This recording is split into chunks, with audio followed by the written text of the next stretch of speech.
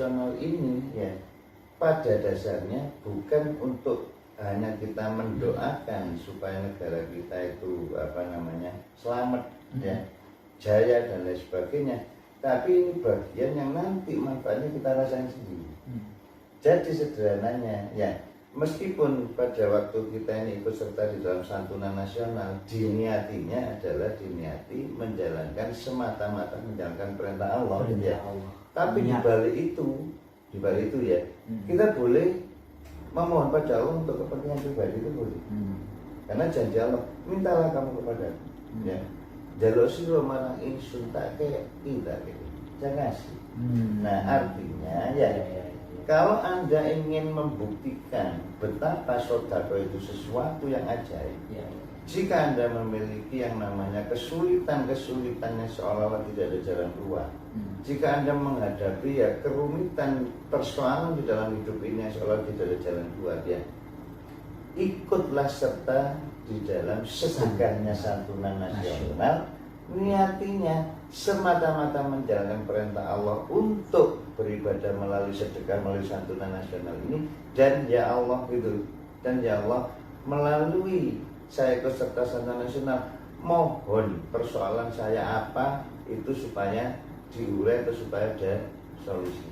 Dan nanti Anda bisa merasakan sendiri kemanfaatan, dan itu bukan sesuatu yang goib lagi, itu sesuatu yang nyata. Subhanallah, alhamdulillah, astagfirullah. Tadi ingatkan kembali. Jadi pertama masalah niat. Kan semua karena Allah, Rasulullah, dan ikut sang Rasul. Tapi di dalam doa yang panjang itu atau mungkin waktu kita sedekah itu, kita boleh ya ada permohonan asal itu baik ya, baik mengenai usaha, kesehatan, jodoh. Jodoh termasuk. Jadi gini, kalau lengkapnya ya, ini misalkan ya mengeluarkan 100.000 misalkan ya. Dalam hati ditata dulu, jangan buru-buru diberikan. Ya Allah, saya niat untuk ikut serta santunan nasional semata-mata menjalankan perintahmu. Dan ya, saya juga niat untuk ikut di dalam santunan nasional demi mensyukuri kelahiran Nabi Muhammad SAW. Ya. Dan yang ketiga, misalkan tadi masalah jodoh ya. Mohon ya Allah melalui keikutsertaan saya ini, saya segera ditemukan dengan jodoh saya. Cuma kalau Anda minta jodoh, ya maksud cuma 1.000 gak pantas. Ya, tambah kan sama kadang itu tidak masalah gini loh. Lawang persoalannya itu utangnya saem, ingin supaya utangnya itu terurai dan bisa dilunasi. Tapi sedekah saya ketemu lah, ini kan istilahnya apa ya? Ya kurang etikanya. Etikanya kan ada pengalaman ini Pak Edi. Iya, makanya kalau di dalam versinya saya pernah diajari salah satu guru ya, namanya Pak Nyoto itu ya. Jadi apa Pak? Bagus mana? Sedekah 1.000 ikhlas, apa 50.000 yang enggak ikhlas? Yang enggak ikhlas ya. Ya bagus yang ikhlas Pak, 1.000 langsung dijawab. Ya ikhlas sedikit. Kalau bagi orang tasawuf, ini versinya Pak Nyoto ya. Yang bagus itu 50.000 yang enggak ikhlas. Kok bisa gitu Pak? Enggak ikhlas tapi tetap keluar, berarti menang perang dengan hawa nafsunya sendiri. Nah, menang perangnya nilainya tinggi.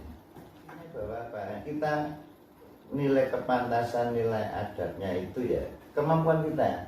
Misalkan gitu ya. Kalau memang Anda mau mengurai persoalan Anda yang berat, ya wajarnya seberapa mampu Anda untuk memang melewatkan melalui sedekah. Karena apa? Melalui sedekah ini sesuatu yang sangat ajaib itu akan terjadi. Saya dulu pernah nyarankan di Bogor, mungkin ada yang ingat ya. Padahal tukang ngamen dulu, biasanya sehari itu dapat 5.000 tahun segitu itu.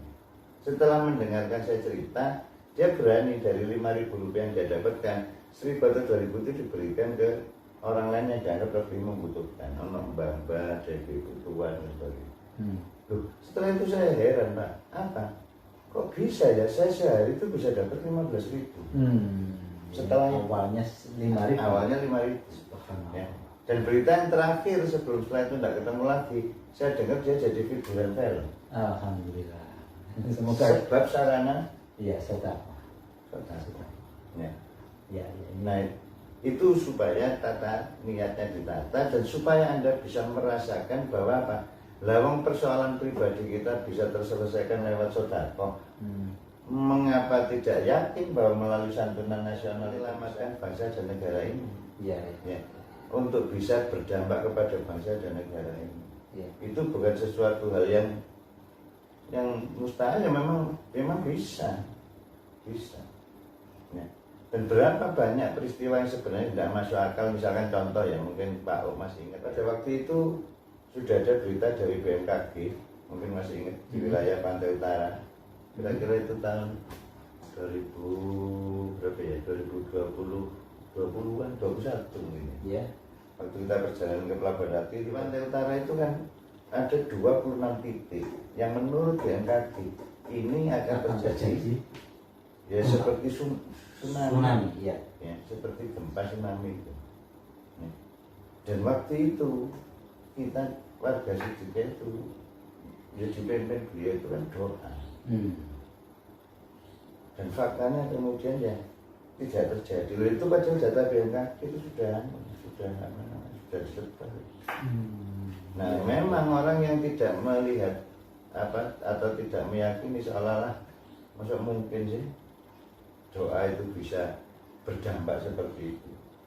Nah, karena memang mereka tidak mendalami urusan masalah doa. Ya. Ini menjadi menarik karena begini ya. Jadi apakah ini tadi Mas Edi orang Barat berpikir ya? Ya.